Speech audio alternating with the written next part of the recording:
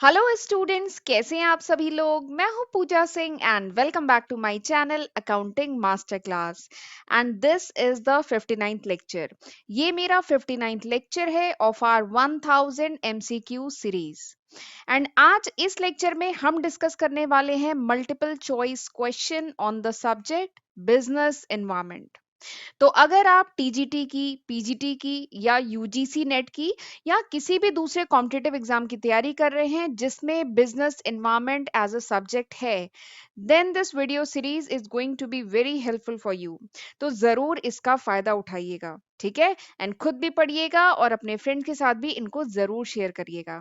Okay, तो चलिए फिर बिना टाइम वेस्ट किए हम आज का वीडियो लेक्चर स्टार्ट करते हैं।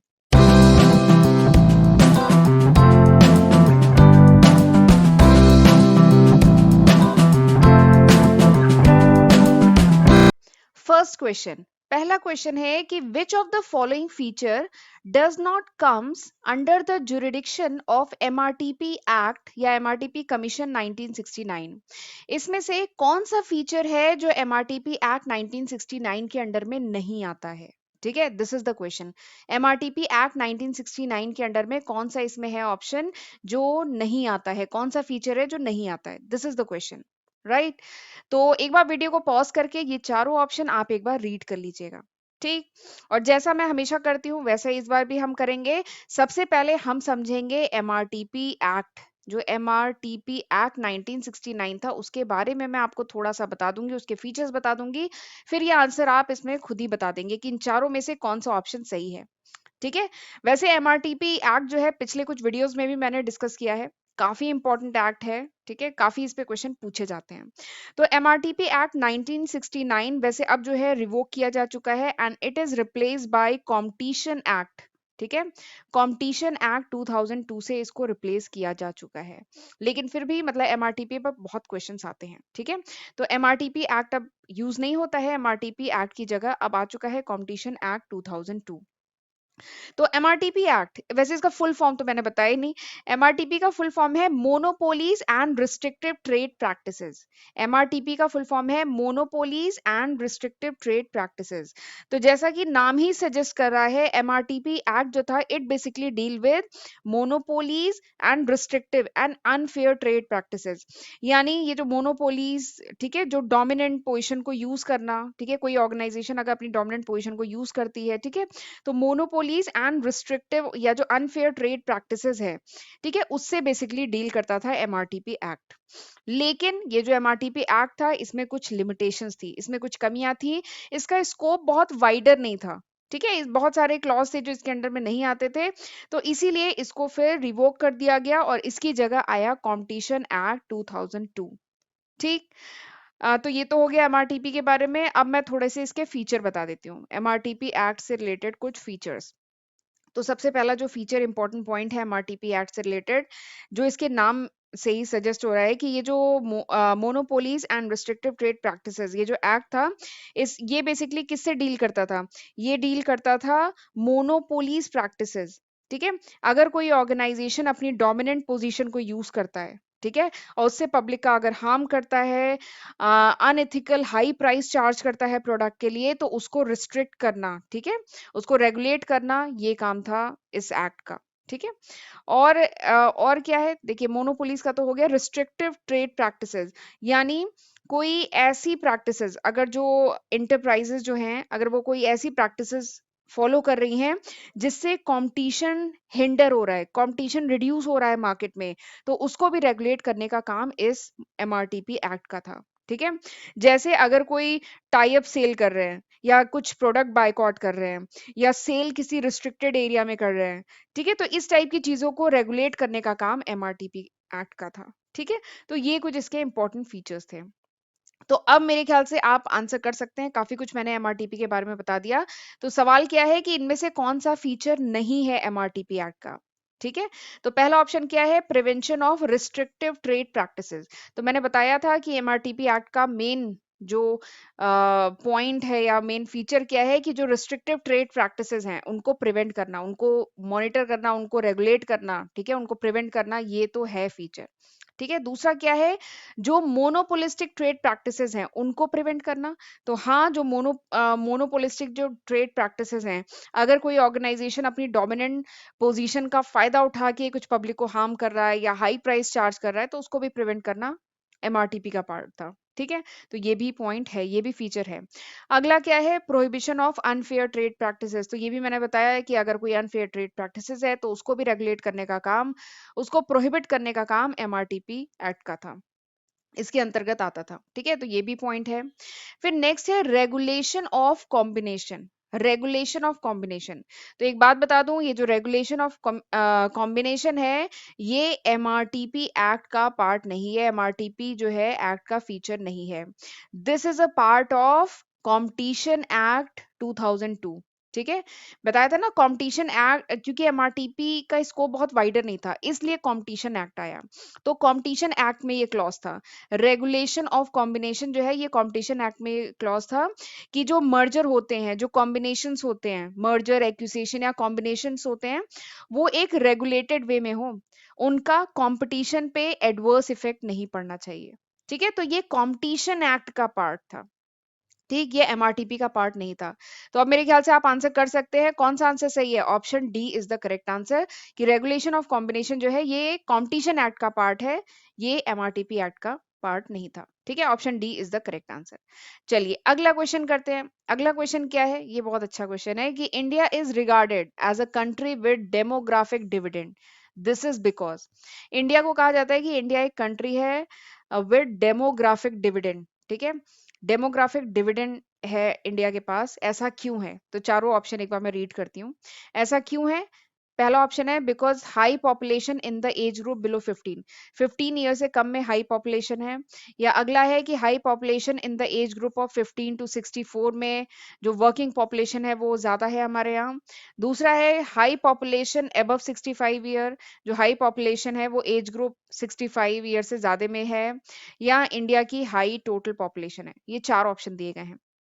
तो आपको बताना है कि इंडिया को क्यों कहा जाता है डेमोग्राफिक डिविडेंड। ठीक है, इंडिया को क्यों कहा जाता है कि India is having demographic dividend. तो इस क्वेश्चन का आंसर आप तभी कर पाएंगे जब आपको ये जो वर्ड है डेमोग्राफिक डिविडेंड, इसका मतलब पता होगा। ठीक है, तो जरा इस वर्ड का मतलब पहले मैं आपको बता देती हूँ। देखिए, इसको तोड़ दीजिए। डेमोग्राफिक डिविडेंड है ना, तो डेमोग्राफिक और डिविडेंड तोड़ दीजिए अलग अलग। डेमोग्राफिक मतलब क्या होता है? डेमोग्राफिक मतलब होता है स्ट्रक्चर ऑफ पॉपुलेशन, जो पॉपुलेशन है उसका स्ट्रक्चर। ठीक है, यानी किस एज ग्रुप में कितनी पॉपुलेशन है, कितने मेल हैं, कितने फीमेल हैं, कितने एजुकेटेड हैं, कितने अनएजुकेटेड हैं। ठीक है, पूरा स्ट्रक्चर क्या है पॉपुलेशन का, उसको कहते हैं डेमोग्राफिक। ठीक, ये हो गया। अगला क्या है, डिविडेंड। डिविडेंड मतलब क्या होता है?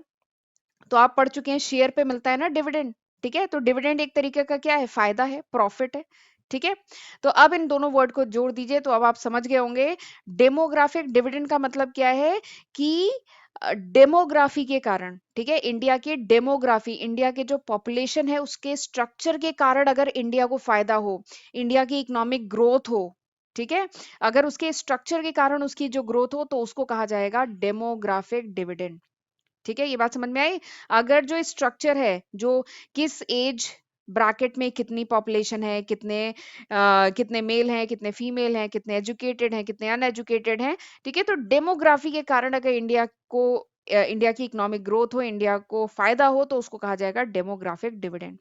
ठीक है, तो अब मेरे ख्याल से आप समझ चुके हैं यहाँ पे आंसर कौन सा है। Option second is the correct answer. India के साथ एक बहुत बड़ा एडवांटेज, जो न्यूज में भी बहुत बार बोला जाता है, बहुत बड़ा एडवांटेज ये है हमारे पास कि हमारे यहाँ पे वर्किंग पॉपुलेशन बहुत ज्यादा है। ठीक है, वर्किंग पॉपुलेशन, अच्छी खासी वर्किंग पॉपुलेशन है। 25 से लेके 50 के एज ब्रैकेट में जो पॉपुलेशन है वो सबसे हाई है, और ये बहुत अच्छी पॉजिटिव बात है इंडिया के लिए। ठीक है, एंड यही वर्किंग पॉपुलेशन है जिससे इंडिया की इकोनॉमिक ग्रोथ में एक अच्छा खासा कंट्रीब्यूशन कर रही है पॉपुलेशन। ठीक है, और इवन आप न्यूज में भी सुनते होंगे कि जापान के साथ एक बहुत बड़ा डिसएडवांटेज पता है क्या है, कि जापान के यहाँ पे जो ओल्ड एज पॉपुलेशन है, जो 60 प्लस वाली जो पॉपुलेशन है जापान में, ये ज्यादा है, 60 प्लस की पॉपुलेशन जापान में ज्यादा है, तो ये जापान के लिए बहुत नेगेटिव बात है। ठीक है, और इंडिया के साथ ये बहुत बड़ी पॉजिटिव बात है कि इंडिया में जो ये जो एज ब्रैकेट है 25 टू 50, यहाँ पे जो है जो पॉपुलेशन है सबसे ज्यादा है, और यही तो वर्किंग पॉपुलेशन है। तो ये इंडिया का क्या है, डेमोग्राफिक डिविडेंड है। तो अब आप समझ गए होंगे कौन सा आंसर सही है, option second is the correct answer. ठीक, चलिए अगले क्वेश्चन पे चलते हैं। अच्छा, अगले क्वेश्चन पे जाने से पहले मैं बताना चाहूंगी अपने चैनल के बारे में थोड़ा सा। मेरे चैनल पे आपको कॉमर्स स्ट्रीम के जो डिफरेंट सब्जेक्ट्स हैं, जो आपको यहाँ पे लिस्ट में दिख रहे हैं, ये जो डिफरेंट सब्जेक्ट्स हैं, इनकी लेक्चर वीडियो सीरीज मिलती है आज की तारीख तक। आज की तारीख तक ये वो लिस्ट ऑफ सब्जेक्ट हैं जो मैं अपने चैनल पे अपलोड कर चुकी हूँ। आज की तारीख मतलब जुलाई 2022 तक। अगर ये वीडियो आप कुछ महीने बाद देख रहे हैं, कुछ साल बाद देख रहे हैं, तो नो डाउट मैं इसमें काफी न्यू सब्जेक्ट ऐड कर चुकी होंगी। ये अभी तक है, जुलाई 2022 तक। 450 से भी ज्यादा वीडियो लेक्चर्स मेरे चैनल पे अपलोडेड हैं, तो जरूर इनका फायदा उठाइएगा, खुद भी पढ़िएगा और फ्रेंड्स के साथ भी इनको शेयर करना मत भूलिएगा। ठीक है, और चैनल पे पहली बार आए हैं, चैनल को नहीं सब्सक्राइब किया है, देन प्लीज सब्सक्राइब करिएगा और नोटिफिकेशन बेल भी प्रेस करना बहुत जरूरी होता है। तभी आपको जो मेरे वीडियोस होंगे उनके नोटिफिकेशन मिल पाएंगे। राइट, और एक बात और है कि प्लीज मुझे कमेंट सेक्शन में जरूर बताया करिए कि हाउ वाज दिस लेक्चर, ये लेक्चर कैसा था, आपके लिए यूजफुल था कि नहीं था। अगर नहीं है तो वो भी बताइएगा, नहीं समझ में आया लेक्चर तो वो भी मुझे बताइएगा, मैं कोशिश करूंगी इम्प्रूव करने की। ठीक है, और अगर समझ में आया, यूजफुल लगा, ये आधे घंटे आपके वेस्ट नहीं हुए, आप कुछ सीख के जा रहे हैं इस लेक्चर से, तो प्लीज मुझे वो भी कमेंट सेक्शन में जरूर बताइएगा। ठीक है, चलिए फिर अगले क्वेश्चन पे चलते हैं। अगला क्वेश्चन क्या है, to assess the potential of international market, यानी इंटरनेशनल मार्केट के पोटेंशियल को अगर एसेस करना है, जज करना है, एनालाइज करना है, then organisation generally compare nations with respect to. अगर इंटरनेशनल मार्केट, सपोज करिए आपकी कोई कंपनी है, ठीक है, आप बाहर किसी दूसरी कंपनी में इन्वेस्टमेंट करना चाह रहे हैं, कुछ इंटरनेशनल मार्केट दूसरी कंट्री की किसी कंपनी में इन्वेस्टमेंट करना चाह रहे हैं, ठीक है, या अपनी ही कंपनी की एक ब्रांच दूसरी कंट्री में खोलना चाह रहे हैं, ठीक है, इंटरनेशनल मार्केट में जाना चाह रहे हैं, तो आप उस नेशन के कौन कौन से इंपॉर्टेंट फैक्टर्स हैं जो एनालाइज करेंगे, जिन्हें कंपेयर करेंगे, तो वही पूछ रहा है ये। To assess the potential of international market, international market के पोटेंशियल को एसेस करने के लिए ऑर्गेनाइजेशन जनरली नेशन के कौन कौन से फैक्टर को एनालाइज करती है। ठीक, तो इसमें आपको ऑप्शन दिए गए हैं, पॉलिटिकल रिजाइम, अगला है demographic and GNP per capita and consumer preference. ठीक है, सी ऑप्शन है कंज्यूमर प्रेफरेंस, अगला है डेमोग्राफिक एंड जीएनपी पर कैपिटल। ठीक है, तो ये चार ऑप्शन दिए गए हैं, तो आप जरा सोच के बताइए, आप पढ़ चुके हैं, ठीक है, आप जरा सोच के बताइए कि अगर, या ये तो एकदम बहुत जनरल सा भी क्वेश्चन है कि अगर आप कहीं इंटरनेशनल मार्केट में इन्वेस्टमेंट का सोच रहे हैं, तो आप उस, अगर सपोज करिए किसी एक्स कंट्री में आप इन्वेस्टमेंट का सोच रहे हैं, तो उस कंट्री के कौन कौन से फैक्टर्स को आप कंपेयर करेंगे। ठीक है, तो वहां का डेमोग्राफिक फैक्टर आप देखेंगे, वहां का जो पॉपुलेशन का जो स्ट्रक्चर है उसको तो देखेंगे ही देखेंगे। ठीक है, कि हर एज ब्रैकेट में कितनी पॉपुलेशन लाई करती है, क्या वहां छोटे बच्चे ज्यादा हैं या ओल्ड एज पीपल ज्यादा है, वर्किंग पॉपुलेशन ज्यादा है, ठीक है, किस एज की, या कॉलेज गोइंग स्टूडेंट की पॉपुलेशन ज्यादा है या स्कूल गोइंग की ज्यादा है। तो आप सारे ये फैक्टर अच्छे से एनालाइज करेंगे, कितने एजुकेटेड, कितने अनएजुकेटेड, मेल है कितने हैं, फीमेल कितने हैं, तो जितने भी डेमोग्राफिक फैक्टर है वो आप नो डाउट एनालाइज करेंगे ही। क्यों? क्योंकि आपका प्रोडक्ट उस हिसाब से होगा ना। ठीक है, आपका प्रोडक्ट, जो भी आपकी कंपनी प्रोडक्ट बना रही है, वो अपनी टारगेट ऑडियंस के लिए बना रही है ना, तो आपकी टारगेट ऑडियंस कितनी है तो वो तो जानना ही चाहेंगे ना, तो इसलिए आप वहां के डेमोग्राफिक फैक्टर को एनालाइज करेंगे। फिर उसके बाद कंज्यूमर प्रेफरेंस, जिस कंट्री में आप इन्वेस्टमेंट का सोच रहे हैं वहां पे कंज्यूमर की प्रेफरेंस क्या है, ये भी तो इंपॉर्टेंट है। ठीक है, आप कोई सपोज करिए फूड प्रोडक्ट लॉन्च करने वाले हैं किसी कंट्री में, ठीक है, और वो वेजिटेरियन फूड है, ठीक है, और सपोज करिए उस कंट्री में नॉन वेजिटेरियन फूड ज्यादा पॉपुलर है, तो क्या है, यानी वहां पे कंज्यूमर प्रेफरेंस है ही नहीं वेजिटेरियन फूड के लिए ज्यादा, तो इस चीज में निगेटिव है। ठीक है, तो वही है, कंज्यूमर की प्रेफरेंस क्या है, जिस कंट्री, जिस इंटरनेशनल मार्केट में आप जाने का सोचें वहां के, मतलब उस कंट्री में कंज्यूमर की प्रेफरेंस क्या है, वो भी आप एनालाइज करेंगे। Plus GNP per capita, GNP per capita ये भी आप एनालाइज करेंगे। जीएनपी पर कैपिटा मतलब क्या है, देखिए मैं जीएनपी जीडीपी वैसे ये सब पढ़ा चुकी हूँ, एक अगर आपको डिटेल में समझना है तो इकोनॉमिक्स की मेरी लेक्चर वीडियो सीरीज है मेरे चैनल पे, आप वहां पे पढ़ सकते हैं, जीडीपी जीएनपी ये सब डिटेल में डिस्कस हुआ है। तो जीएनपी वैसे होता क्या है, जीएनपी मतलब होता है GDP plus net factor income from abroad, इसको मैं शॉर्ट में लिखती हूँ, net factor income from abroad. ठीक है। जीएनपी क्या होता है? ग्रॉस नेशनल प्रोडक्ट, ठीक है, जीडीपी ग्रॉस डोमेस्टिक प्रोडक्ट। और ये GNP is equals to GDP plus net factor income from abroad, ठीक है। तो जीएनपी पर कैपिटा क्या है, ये भी एनालाइज किया जाता है जब आप इंटरनेशनल मार्केट में जाने का सोचते हैं। तो डिफरेंट नेशन के बीच में ये कुछ इंपॉर्टेंट पॉइंट है जो कंपेयर किए जाते हैं, ठीक है। प्लस पॉलिटिकल रिजाइम भी देखा जाता है, इसमें दिया नहीं है। ऑप्शन ए में केवल पॉलिटिकल रिजाइम है, ठीक है। ऑप्शन सी में कंज्यूमर प्रेफरेंस है, डी में ये पॉइंट है। तो मेरे ख्याल से जो बी पॉइंट है इसमें मैक्सिमम पॉइंट्स कवर हुए हैं। वैसे एक बात कहूँ, पॉलिटिकल रिजाइम भी देखा जाता है, पॉलिटिकल स्टेबिलिटी कितनी है उस पर्टिकुलर कंट्री, जिस कंट्री में आप अपनी फैक्ट्री सेटअप या कंपनी सेटअप करने का सोच रहे हैं, वहां पे पॉलिटिकल स्टेबिलिटी कितनी है, ये भी बहुत इंपॉर्टेंट फैक्टर है, ठीक है। तो इवन ए पॉइंट भी है, पर मतलब ए पॉइंट में केवल इकलौता यही पॉलिटिकल रिजाइम दिया हुआ है। तो यहाँ पे सबसे अप्रोप्रिएट जो आंसर होगा that would be option B, ठीक है। डेमोग्राफिक देखा जाता है, जीएनपी पर कैपिटा देखा जाता है, कंज्यूमर प्रेफरेंस देखी जाती है, प्लस पॉलिटिकल रिजाइम भी देखी जाती है, ठीक है। और इसका बहुत बढ़िया एग्जांपल इससे मुझे याद आ रहा है, कल की न्यूज में था। कल की न्यूज में तो पूरा ये जो श्रीलंका में इस टाइम पॉलिटिकल अनस्टेबिलिटी बनी हुई है, वो पूरा इस समय न्यूज में चल रहा है। तो ये क्या है, ये जो पॉलिटिकल अनस्टेबिलिटी है, तो अगर श्रीलंका में इस तरीके की पॉलिटिकल अनस्टेबिलिटी लंबे समय तक चलेगी, तो क्या कोई मतलब कोई बड़ी कंपनी श्रीलंका में अपनी फैक्ट्री या अपनी कंपनी सेटअप करने का सोचेगा? मुश्किल है ना।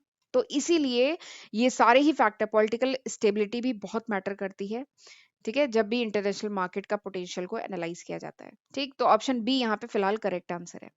चलिए आगे बढ़ते हैं, अगला क्वेश्चन देखते हैं। Which of the following statement is correct in relation to 5 force model? 5 force model से रिलेटेड इसमें से कौन सा स्टेटमेंट सही है, ठीक है। एक बार वीडियो को पॉज करके ये सारे पॉइंट पढ़ लीजिए, ठीक। अब 5 फोर्स मॉडल, ये जो 5 फोर्स मॉडल है, ये जो बिजनेस एनवायरनमेंट में जब मैंने एमसीक्यू शुरू किया था, तो मैंने बताया था कि this 5 force model is very important, ये बहुत इंपॉर्टेंट पॉइंट है। अलग अलग तरीके से इस पे क्वेश्चन आ सकते हैं। तो हमें अगर 5 फोर्स मॉडल पता है, तो चाहे जैसे भी घुमा फिरा के क्वेश्चन पूछ लें, we can very easily answer. तो 5 फोर्स मॉडल जरूर आप एग्जाम में करके जाइएगा। तो वैसे तो मैंने जो पार्ट 1 था बिजनेस एनवायरनमेंट का, उसमें मैं 5 फोर्स मॉडल डिटेल में बताया था। बट यहाँ चलिए मैं शॉर्ट में एक बार दोबारा 5 फोर्स मॉडल बता दे रही हूँ, ठीक है, जिससे आप आंसर कर लेंगे कि इन चारों में से कौन सा सही है।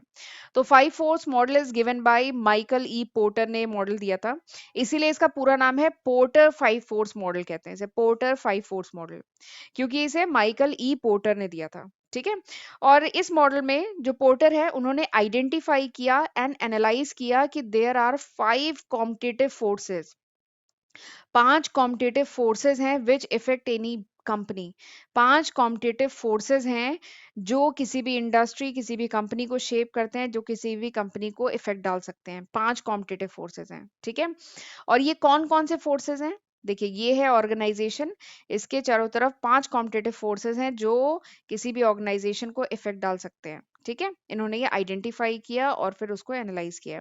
और ये 5 फोर्सेस कौन कौन से हैं, ये आपको पता होने चाहिए, क्योंकि क्या पता ऑब्जेक्टिव में ये पूछ लिया जाए कि 5 फोर्सेस कौन से हैं, इसमें 5 ऑप्शन वही दिए जाए, ठीक है। तो एक बार चलिए रिवाइज करते हैं, 5 फोर्सेस कौन से थे।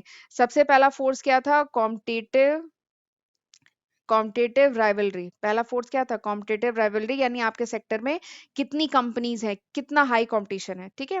दूसरा क्या फोर्स था? Threat of new एंट्रेंट, threat of new एंट्रेंट, दूसरा फोर्स था ना, थ्रेट ऑफ न्यू एंट्रेंट। तीसरा फोर्स क्या था? तीसरा फोर्स था सप्लायर पावर, तीसरा क्या था? Supplier power.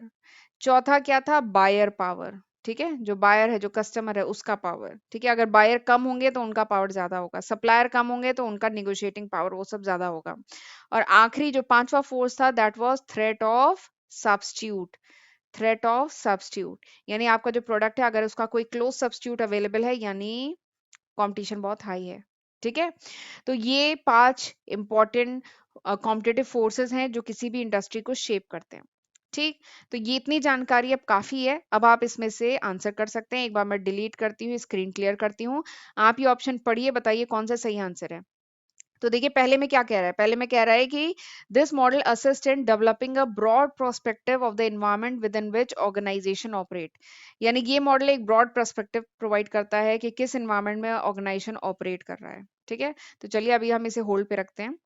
फिर this model is not appropriate in public sector management, तो ये तो गलत है। ये जो मॉडल है सबके लिए अवेलेबल, सबके लिए एप्लीकेबल है, अप्रोप्रिएट है, चाहे पब्लिक सेक्टर हो चाहे प्राइवेट सेक्टर हो, ठीक है, तो ये तो नहीं होगा।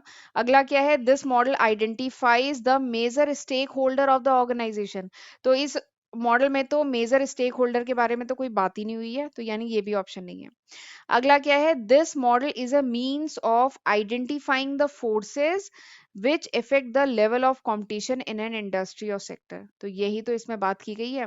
ये मॉडल जो है इसके थ्रू आइडेंटिफाई किया जाता है कि कौन कौन से मेजर फोर्सेस हैं जो इफेक्ट करते हैं किसी भी इंडस्ट्री, किसी भी सेक्टर को, उसके लेवल ऑफ कंपटीशन को। तो option C is the correct answer. ठीक, ऑप्शन ए जो है उसमें केवल एनवायरनमेंट की ब्रॉडर पर्सपेक्टिव ऑफ एनवायरनमेंट ऐसे एक जनरल बात कही गई है, ठीक है, बट इस मॉडल में तो बेसिकली क्या हो रहा है, इस मॉडल में उन फोर्सेस को आइडेंटिफाई किया जा रहा है जो किसी भी इंडस्ट्री को शेप करते हैं, जो किसी भी इंडस्ट्री के लेवल ऑफ कंपटीशन को डिटरमाइन करते हैं, ठीक है, तो ऑप्शन सी जो है वो ज्यादा अप्रोप्रिएट है, राइट। चलिए अगला क्वेश्चन देखते हैं, which one among the following is not the silent feature of industrial policy 1991। ये जो इंडस्ट्रियल पॉलिसी 1991 आई थी, इसमें से कौन सा, ये चार ऑप्शन दिए गए हैं, इनमें से कौन सा है जो इसका साइलेंट फीचर नहीं है, दिस इज द क्वेश्चन, ठीक है। तो मैं आपको पहले भी बता चुकी हूँ कि बहुत सारी इंडस्ट्रियल पॉलिसी आई थी जब से इंडिपेंडेंस 1947 के बाद से गवर्नमेंट ने बहुत सारी इंडस्ट्रियल पॉलिसी लाई, ठीक है। सबसे पहली जो इंडस्ट्रियल पॉलिसी आई थी वो आई थी 1948 में, उसके बाद 1956 में, उसके बाद 1977 में, उसके बाद 1980 में, और फिर फाइनली न्यू इंडस्ट्रियल पॉलिसी आई थी 1991 में, जिसकी यहाँ पे बात हो रही है, ठीक है। तो 1991 में जो न्यू इंडस्ट्रियल पॉलिसी आई थी, ये काफी इंपॉर्टेंट पॉलिसी है because it brings the major change, क्योंकि इस पॉलिसी से बहुत बड़ा बदलाव, बहुत बड़ा चेंज आया था इंडियन इकोनॉमी में, इकोनॉमिक एक्टिविटीज में, ठीक है। और मैं पहले भी डिस्कस कर चुकी हूँ कि ये जो 1991 की जो न्यू इंडस्ट्रियल पॉलिसी थी, इसमें तीन मेन बातें थी। क्या? एलपीजी, बताया ना, पहले लेक्चर में ही शायद मैंने बताया था, LPG, liberalisation, privatisation, globalisation. Liberalisation मतलब जो भी रिस्ट्रिक्शन है, जो भी कंट्रोल्स हैं गवर्नमेंट के, वो क्या करे, लिबर मतलब उन्हें रिड्यूस किया जाए, ठीक है, गवर्नमेंट लिबरल हो, उदारवाद हो, ठीक है, थोड़ा रिस्ट्रिक्शन जो है उनको रिड्यूस किया जाए। प्राइवेटाइजेशन मतलब कि जो रोल है प्राइवेट सेक्टर का उसे और बढ़ाया जाए, गवर्नमेंट सेक्टर का रोल थोड़ा सा कम किया जाए, ठीक है। गवर्नमेंट सेक्टर का मतलब गवर्नमेंट कंपनीज जो है वो अपने स्टेक थोड़े से प्राइवेट सेक्टर के हाथ में दें, दिस इज प्राइवेटाइजेशन। ग्लोबलाइजेशन मतलब क्या है, integration of Indian economy with the world economy, यानी इंडियन इकोनॉमी को वर्ल्ड की इकोनॉमी से क्या इंटीग्रेट करना, दिस इज ग्लोबलाइजेशन, ठीक है। तो ये इसके मेजर पॉइंट थे न्यू इंडस्ट्रियल पॉलिसी के। इसके साथ कुछ और इंपॉर्टेंट पॉइंट थे, जैसे जो एफडीआई है, एफडीआई तो जानते हैं ना, फॉरेन डायरेक्ट इन्वेस्टमेंट, तो एफडीआई जो है उसकी जो सीलिंग इंक्रीज कर दी गई थी, फ्रॉम 40% टू 51% इंक्रीज कर दी गई थी इन सिलेक्टेड एरियाज, ठीक है। पहले जो बाहर का जो एफडीआई फॉरेन डायरेक्ट इन्वेस्टमेंट था वो केवल 40% अलाउड था, लेकिन न्यू इंडस्ट्रियल पॉलिसी में ये 51% कर दिया गया सिलेक्टेड एरियाज में। और कुछ सेक्टर, ठीक है, जैसे इंफ्रास्ट्रक्चर सेक्टर में तो एफडीआई की लिमिट जो है 100% भी कर दी गई, ये एक बहुत बड़ा चेंज था, ठीक है। और जो लाइसेंसिंग है, इंडस्ट्रियल लाइसेंसिंग, वो पूरी तरीके से अबॉलिश कर दी गई, खत्म कर दी गई, एक्सेप्ट 18 इंडस्ट्री, यानी 18 इंडस्ट्री को छोड़ के बाकी किसी भी सेक्टर में लाइसेंसिंग की जरूरत नहीं है। तो ये भी एक मेजर स्टेप था। इसके साथ ही रिड्यूस कर दी गई list of item which was reserved for SSI, S small scale industry, small scale industry के लिए कुछ आइटम रिजर्व किए गए थे, उनकी लिस्ट को भी रिड्यूस किया गया। तो ये कुछ इंपॉर्टेंट पॉइंट थे न्यू इंडस्ट्रियल पॉलिसी के, ठीक है।